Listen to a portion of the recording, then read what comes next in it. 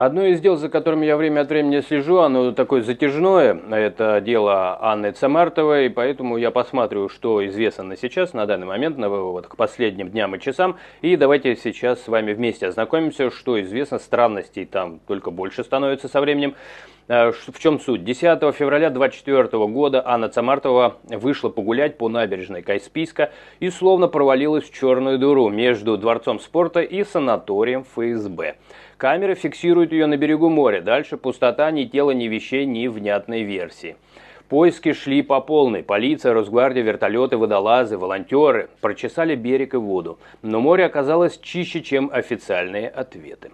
Я уж не говорю о том, что давление на семью там происходило. Самая удобная версия для следствия самоубийства, что тоже начали навязывать. Но и семья, и многие специалисты считают, характер, планы и поведение Анны под это не ложатся. А значит, ушла в воду, больше похоже на удобную легенду, чем на правду. Через полгода в дубайском метро замечают девушку, как две капли воды, похожую на Анну. Осанка, фигура, цвет волос, эксперты подтверждают типажное сходство, но стопроцентно опознать по кадру невозможно. Это уже тянет не на случайность, а на ниточку, которую может вывести либо на живую Анну, либо на тех, кто умеет прятать людей лучше, чем вещи в морских глубинах. Родители идут по закону, обращаются через российские структуры, ждут официальный ответ из Минюста Арабских Эмиратов. И в апреле 26-го получают холодный душ. Им заявляют, что вопрос компетенции иранских властей. Для семьи, которая просила лишь доступ к записям метро Дубая, Иран звучит как чужой, лишний и очень тревожный персонаж в этой истории. Просто сказали в какой-то другой стране по вопросу, что у них в метро кого-то увидели. Журналисты и эксперты предполагают, могла сработать грубая ошибка перевода в арабском созвучные слова «миграционные» и «иранские». И где-то на уровне бюрократии судьбу живого человека могли перепутать с одной буквой в служебной записке. Семья за это цепляется как за единственную рациональную версию и отправляет повторный запрос, надеясь, что речь все-таки о миграционных службах Арабских Эмиратов, а не о чьих-то иранских досье. Тем временем Анну объявляют в международный розыск, но формально она все еще числится пропавшей без вести, а не погибшей. Для криминального мира это удобная серая зона. Живой человек превращается в тень, который может пользоваться для нелегальной работы, обналичивания, перевозок, пока на официальном уровне все проводят руками и говорят, доказательств нет.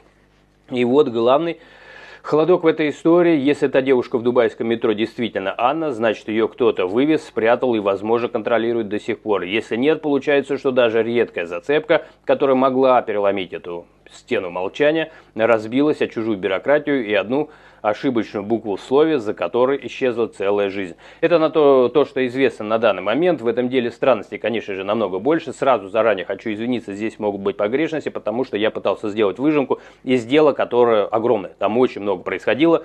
Там и дело заводили, и статью там пытались, по крайней мере, менять, изменять. Дело в том, что когда есть основания для того, чтобы заподозрить, что человек мог подвергнуться преступлению, то заводит статью об убийстве. Но пытались это все равно все превратить и изобразить, что она там могла сама уйти, сама уехать. Такие вещи анализируются. И первый следователь, который вел, вот насколько я помню по памяти, он как раз сделал акцент на том, что ее надо искать по статье об убийстве. Это очень важно. Почему? Потому что, когда заводится статья об убийстве, это развязывает руки следователю, ему больше доступно, он может быть более свободен в своих действиях, в решениях, поведении, допросах и так далее. Но бывает такое, что идет обратное противодействие, чтобы вместо того, чтобы воспользоваться тем, ради чего была создана вот эта практика, заводить дело более тяжкое, чтобы искать человека. Иной раз идет ответное противодействие, ну вот как бы все равно могла уйти куда-то, могла уехать, какие-то фотографии появляются, которые можно воспринимать как сомнительные, но мать, естественно, цепляется, ищет это все, и пытается туда ездить и отправляет запросы. Самое поразительное в деле то, что хоть и звучит так в среднем, что она где-то между пропала, но была информация, что она появлялась на камерах на территории ФСБ, вот этого места, некого ведомственного санатория. Не все камеры показали семье, ну сами бы тогда себе показали, вели бы следствие. Но такое впечатление, что здесь противодействие.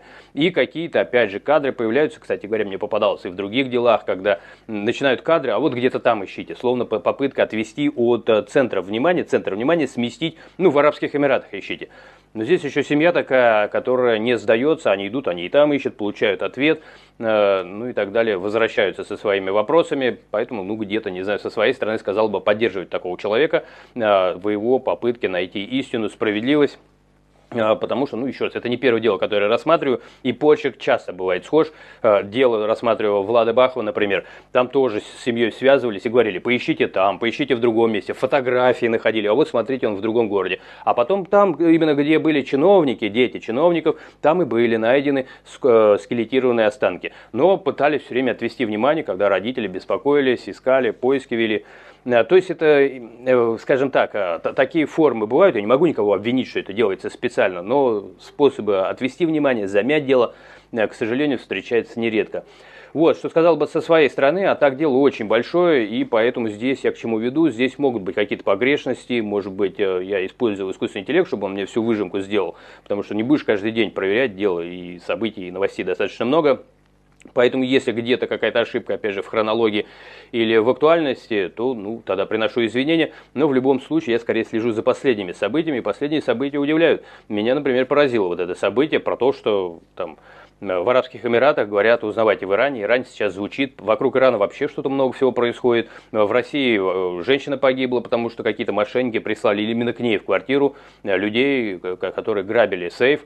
Она пришла, ее, значит, погубил тот, кто грабил, футболист какой-то. А отец семейства, например, в этот момент в Иране ведет какую-то работу там нефтяную.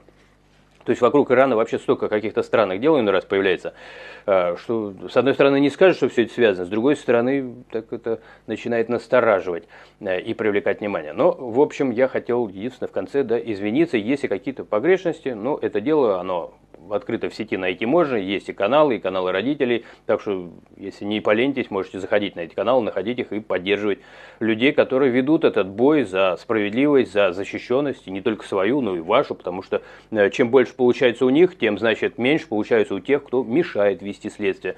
А значит, это в наших общих интересах. Сказал бы я, как скажете вы со своей стороны, пишите, тоже не стесняйтесь. Ну и, собственно говоря, наверное, на этом все. Берегите себя. Здоровья, процветания вам, вашим близким, мудрости, чтобы не оказываться в подобных ситуациях. Ну, где-то надо быть осторожными. Значит, где-то в очередной раз я скажу, что предупрежден, вооружен. Да? То есть надо знать, что бывает и опасность, бывает и странные события. Если вы зайдете на территорию ФСБ, являясь красивой, очаровательной, молоденькой девочкой, девушкой, то вы можете оттуда не вернуться. То есть вот это надо тоже учитывать и на территорию ФСБ не заходить.